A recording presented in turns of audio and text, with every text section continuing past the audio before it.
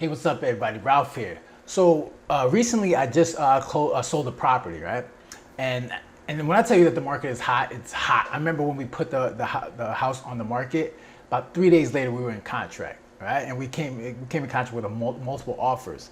And it's funny because once I was going through the process, right? Like obviously, when you come to the agreement, there's certain dates that have to be met. Like by a certain date, I have to get a loan commitment, and usually a week after that, we close.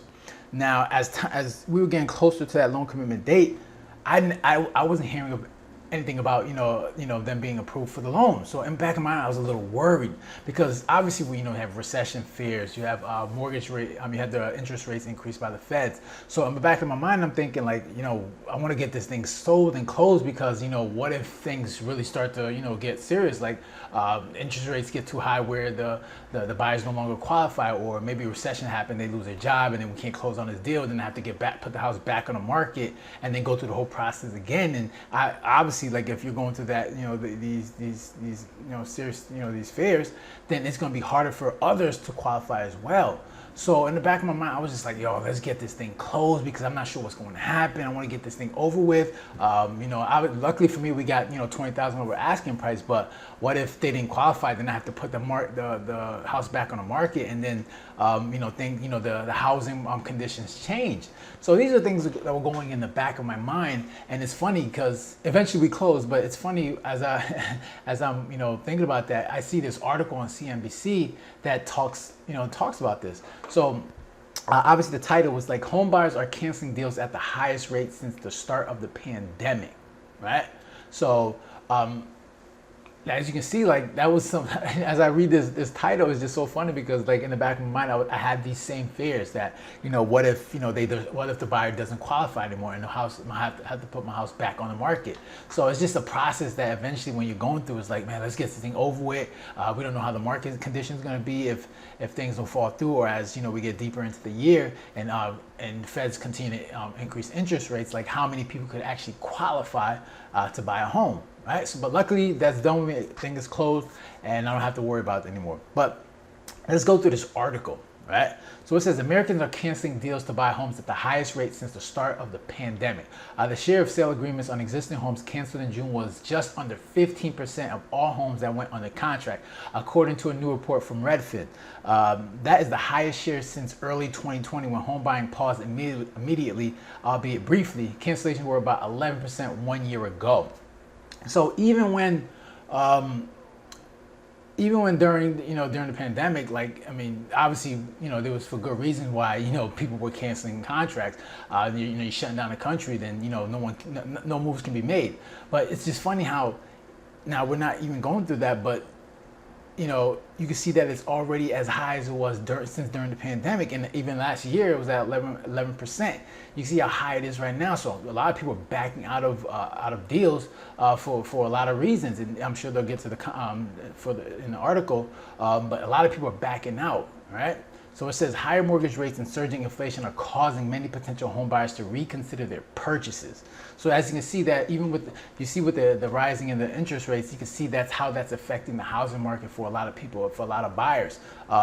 Usually you should be locking in your rates if you're purchasing a home, but I guess a lot of people aren't, or the banks are not allowing that. And as they're going through the process, they're seeing as the feds increase the interest rates, so is their mortgage interest rates, right? Like imagine going in there, you're buying a property, and you say, you qualify for a certain interest rate, and that gives you a certain amount of monthly payments.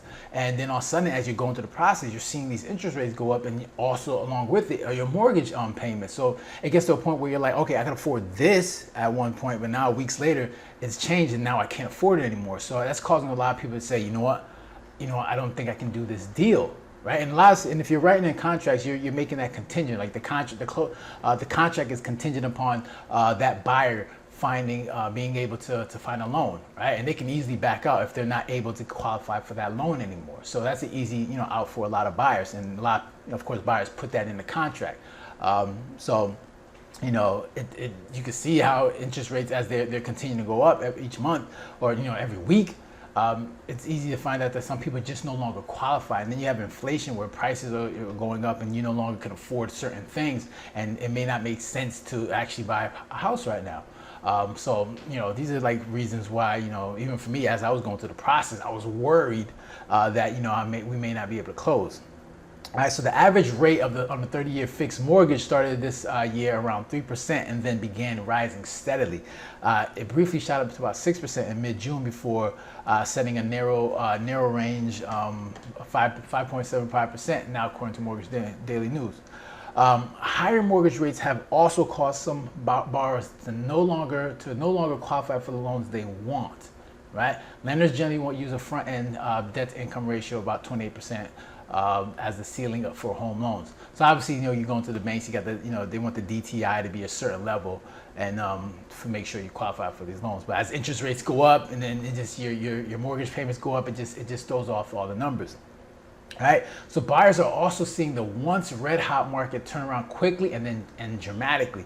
They may no longer see the urgency in bidding for a home that they feel might depreciate in the coming year, and that's the thing, and that's an effect on. That's what these interest rates are doing. So obviously we're going through inflation. The goal of the Feds are to increase the interest rates and then decrease demand. Right, so as you decrease demand, that should lower the prices. So a lot of people are, a lot of buyers are seeing this, and they're like, you know what? As these interest rates continue to climb, hopefully the prices of these homes go down. So I think a lot of buyers are just waiting to see how much further down can these home prices go before they say, all right, let's make a purchase. So that's another reason why some people are probably backing out of a deal, because they probably think maybe months from now they could get a better deal on property. So a lot of people want to wait, and that was the goal of the Feds. As they increase interest rates, it drives down demand, hopefully driving down prices and reducing inflation. So the slowdown in housing market competition is giving home buyers room to negotiate, which is one reason more of them are backing out of deals, said Taylor Marr, Redfin's deputy chief. Buyers are increasingly keeping rather than waiving inspection and appraisal contingency. This gives them the flexibility to call the deal off if issues arise during the home buying process. Luckily for me, not even lucky, but once, when they put the offer in, they were like, no inspection, right? It's not contingent upon an inspection. Now they did an inspection just for, knowledge purposes, but if something was wrong with the house, they couldn't back out because of what they found in the inspection, unless it was, really bad. But they put a negotiation in the contract that, no inspection. So now, as you can see, some buyers are saying, you know what? We do want, they're not going to waive inspection or appraisal contingency, so they want that in there. So, you never know. Like for me, like I didn't have to worry about that. But now, let's say that deal would have fell through, and then I would have to put my house back on the market. Who knows what the conditions would be currently? Obviously, you can see now it seems that some buyers have a little bit of leverage at the moment, but. So home builders are also seeing higher cancellation rates. Even before the sharpest increase in rates in June, cancellations in May jumped to 9.3% in a survey of builders by John Burns Real Estate Consultant. That compares with 6.6% in May. So even when it comes to buying new home builders, that's even jumped up. All right. So people are going through the process of building their own home, and then they see as prices of lumber, whatever materials costs are going up, interest rates. They're like, this doesn't make any sense, right? So that also affects that as well. So you got buyer's remorse and cancellations shortly after contracts are increasing. Builders state buyers are nervous about the potential recession, struggling to get comfortable with higher payments, or expecting home prices to decline, said Jody Kahn, Senior Vice President. Kahn also noted that in their mid-June survey, she continued to see cancellations rise as well. So look at it, and that's a legitimate fear. When we have a potential recession coming up, people start to get nervous, and they say, maybe this is not a good time to make large purchases, right? Which is totally normal. This is what you're supposed to be doing, but as you can see, this affects the housing market, because you're like, oh, you know what? Maybe I can't afford this. Maybe let's back out. And that's what you can see when it comes to new builds, right? So Lennar, one of the nation's largest home builders, said in its most recent quarterly earnings report that its cancellation rate did increase sequentially to 11.8%, but